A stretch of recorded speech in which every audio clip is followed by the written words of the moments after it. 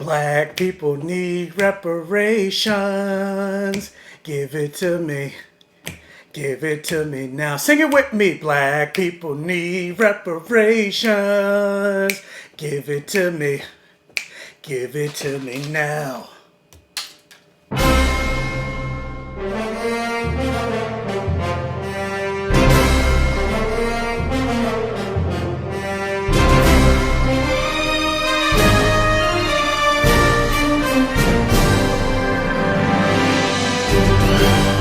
So Ma Rainey's Black Bottom is the latest original film coming to Netflix, and it is based on a play of the same name written by the legendary playwright August Wilson, rest in peace. And it is a play that's part of his cycle of 10 plays. And basically what that means is August Wilson essentially set out to create black stories within every decade of the 20th century. So you have a play that took place in the 1900s, you have a play that took place in the 1910s, 20s, 30s, 40s, 50s, 60s, 70s, 80s, and then finally you got to the 1990s with Radio Golf. And this play is produced by another legend, Denzel Washington himself, and I believe he's setting out to make into a film every single August Wilson play, starting with what he did in 2013 with Fences, which also starred Viola Davis, who stars in this movie. And this movie is directed by another legendary playwright and director, George C. Wolfe. And the story of Ma Rainey's Black Bottom is, it is Chicago,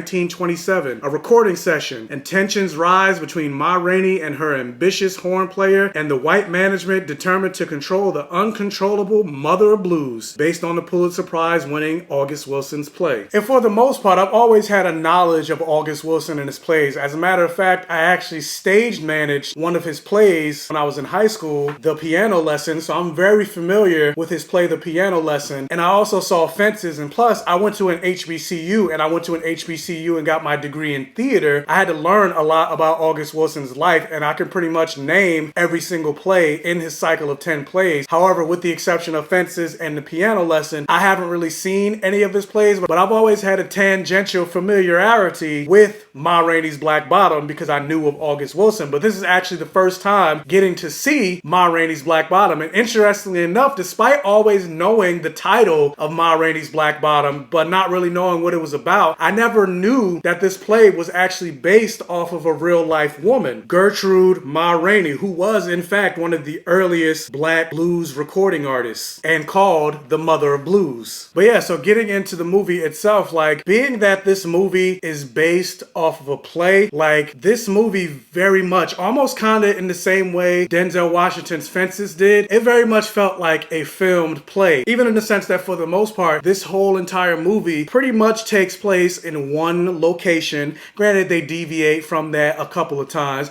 but for the most part, it takes place in one location. And just like in pretty much all plays, it's very dialogue heavy. And I don't say that as a negative. I say that just in the sense of you really have to pay attention to what's happening because everybody's talking. And then, of course, what happens with plays, everybody has their moment of a monologue. And so that's essentially how you get everybody's backstory. And my whole time watching it, I was just like, dang, I kind of wish I was seeing this live as opposed to watching it on film. Like I feel like it's something I'm not getting in the sense of I love live theater, and knowing that this is a play based in live theater, I just want to be able to sit in the theater. It has been so long since I've sat in the theater. COVID completely killed that for me this year because Broadway is shut down, and I usually try to see like 4 plays a year. But also with that, you follow the main character, played wonderfully by Viola Davis. Like Viola Davis, like this is one of her best roles, and like you meet Ma Rainey and she comes across as this very aggressive and demanding woman, and at first you're wondering like, why is she like that? You think to yourself, at least this is what I was thinking to myself, oh, this is just another celebrity, because in this play, as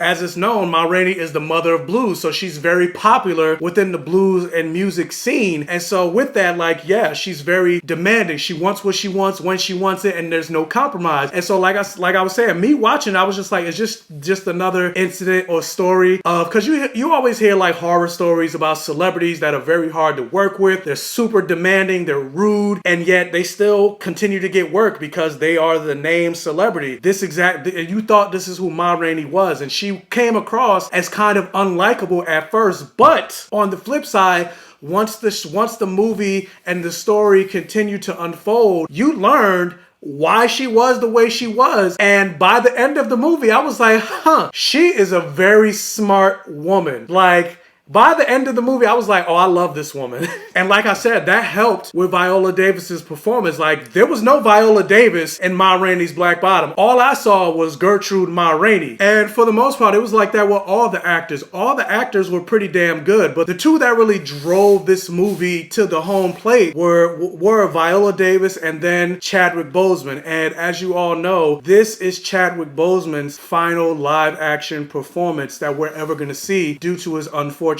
passing. And it really sucks, especially while you're watching this movie, because you're just like, my God, this man had such a career ahead of him, because he killed it in this role. Like I won't be surprised if this man is nominated for an Oscar, because it just seems like in every single role that he does, whether it's Jackie Robinson, James Brown, T'Challa, or when he played the cop in 21 Bridges, he completely just loses himself in these roles. And I don't even think of Chadwick Boseman. And it just makes me sad, because this is it. We're never going to be able to see this man grace us with more wonderful acting performances like I knew was ahead of him. But for this to be his final performance, he definitely went out with a bang. And yeah, I really enjoyed this movie. And the reason why I opened up my intro the way I did with Black people needing reparations is I'm just like, every time I just learn more about Black history, like I mentioned, I never knew Ma Rainey was based on an actual person. And just based on how this movie crafts itself and the storyline that you learn about oppression and white people using Black musicians for their music and artistry, but then throwing them away and not really even seeing their humanity despite using them, it just makes me think to myself, it's like, wow, even outside of slavery and outside of Jim Crow, it's just like, wow, without Black people in this country, America would be trash. And again, I'm not talking about the fact that we built this country, we made this country as rich as it is because we were forced into slavery, doling out cotton. No, I'm talking about just from the pop cultural aspect of America. Like, Black people, you think of basically every genre of music in America, it has its roots in Black people. You think of how white